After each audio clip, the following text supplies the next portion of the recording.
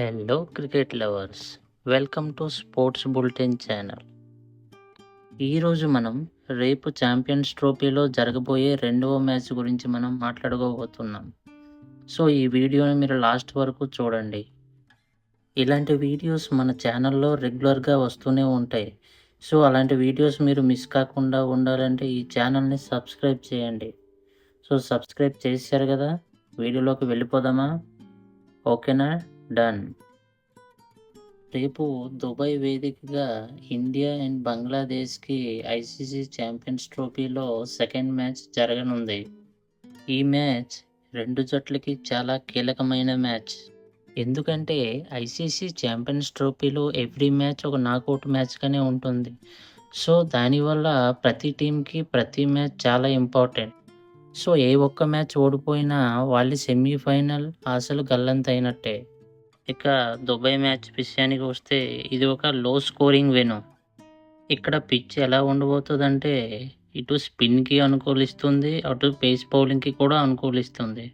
So దానివల్ల బ్యాట్స్మెన్లు ఎక్కువ పరుగులు చేయడానికి చాలా కష్టంగా ఉంటుంది.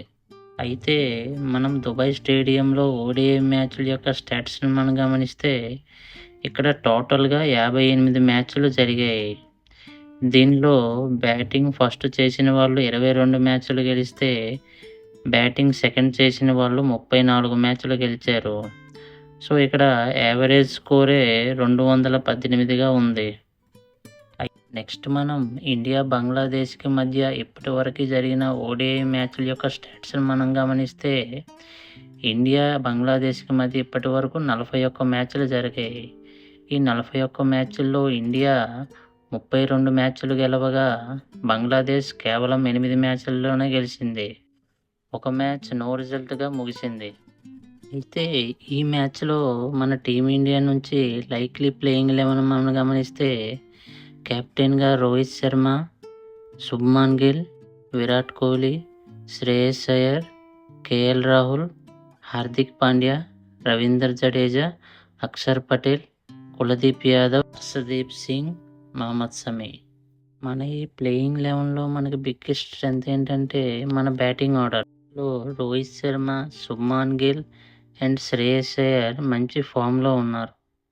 నెక్స్ట్ విరాట్ కోహ్లీ విషయానికి వస్తే ఇంగ్లాండ్తో జరిగిన చివరి T20 మ్యాచ్లో ఒక హాఫ్ సెంచరీ చేసి ఫామ్లోకి వచ్చినట్టే ఉన్నాడు.